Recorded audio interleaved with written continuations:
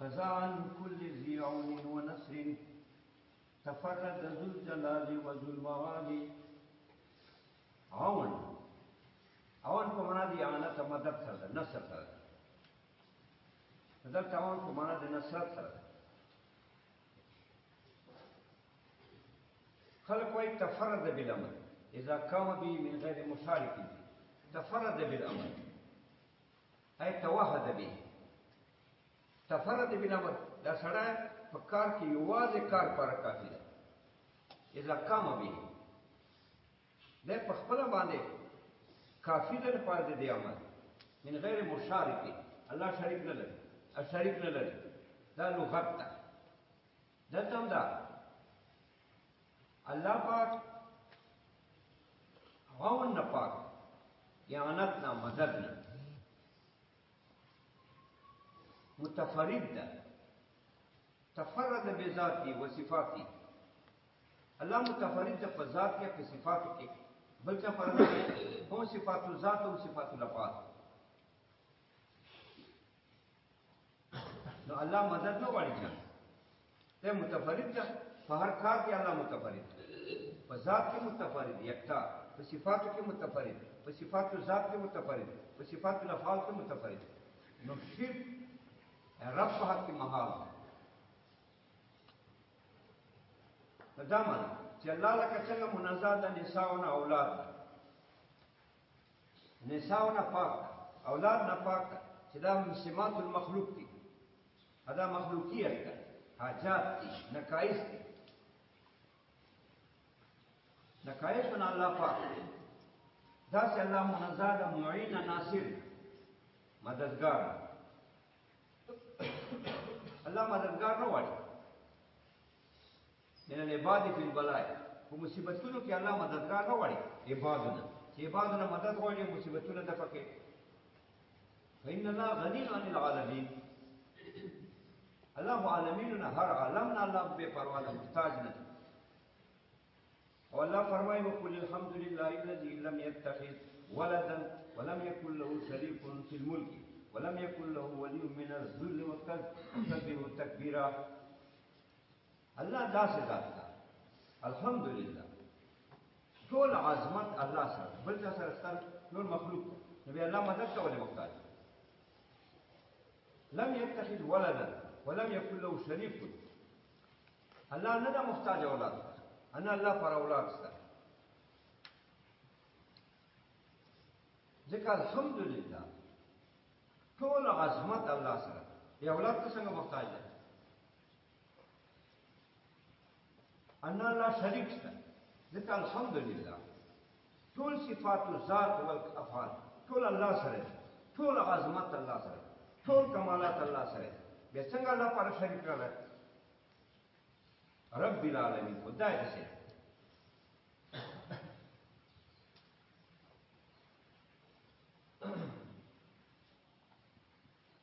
بعض علماء وایي چې دا شعر چې د ضرورت په نسوارا او په وثنیه او په ثنویه. وثنیان عبادت الاوثان ته وایي، الثنویان دا مجوسو ته وایي چې دا دوه الهه مني، یو اله الخیر، یو اله الشر. الله فرمایي لا تتخذوا الهین اثنین انما اله واحد. فإياي فارهبون. ما جوړوي دوه اله. دا رد ده. دا شعر څه ده؟ چې الله پاک ته مددگار نه، مدد نه. تفرد ذو الجلال. الله متفرد ده. ذو الجلال دا د جلال مالک. جلال په معنا د صفات سلبیه وسره هیڅ نقص نه لري. الله ذو المعالی، لوی عالی صفات والا. لہذا الله مددگار نه غواړي، نه مدد غواړي مخلوق. ځکه الحمدلله ټول عظمت الله سره. یو څنګه مدد غواړي؟ لم يتخذ ولدا، محتاج نه رسا، شریک نه لري په ملک کې، دوست نه لري، چې دا کمزورتیا نه بچ کی الله کې کمزورتیا وي او بیا الله هغه دوست په ذریعه کمزورتیا نه ووځي او دا ذوق ځان نه لرې کړي نه نه دا کیسې دا ولې مخلوق سے مات کړي نو الله پاک ته نساؤنا اولادنا معیننا ناصرنا مددگارنا قل الحمد لله او دارنګه رد په نسوارو باندې په وسنیانو باندې په ثانویانو باندې ولې ځکه خو علیه منی کړ نسوارا علیه منی وسنیان عبادت الاوثان دا اوثان بتان چې دي دې ته علیه وایي ثانویان دا مجوس دي دا دوه علیه منی نو په دې ټولو راځي تفرد ذو الجلال الله پاک ته اون مدد نه چانه مدد نه وایي التفرد ذو الجلال الله په تفرید د یکتا ده څوک شریک نه لري ذو الجلال عظیم صفات ده چې صفات سلبي ورته صفات سلبي دا جلال ځکه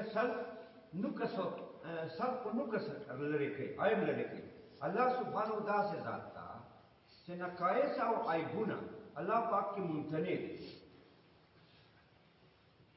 ظلم علی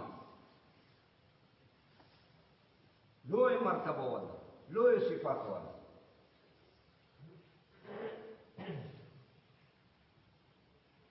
دا نو ظلم علی نه مراد صفات ذات دي اصل جلال نه مراد صفات الافعال دي دا داسې وایي دلته داسې وایي چې ذل جلال الله دی عظمت مالک ده ټول صفات الافعال الله سره صفات الافعال چې د کائنات ته اضافت ده دا کائنات ورسره مرتب دي متحقق دي دا یې خلق مخلوق ورسره مرتب اعزاز عزت کو مرتب اذلال ذلت الله کائنات ته ورکړي عزت هم ورکړي حیات هم ورکړي موت هم ورکړي نو الله ذل جلال ده مالک کی صفات الافعال ده دا دی الله کبریا دا دی الله لوی دی صفات الافعال وله الكبریا الله پر کبریا لوی دی او دا لګي الله ذل معالی الله صفات ذات والا صفات ذاتی کمالی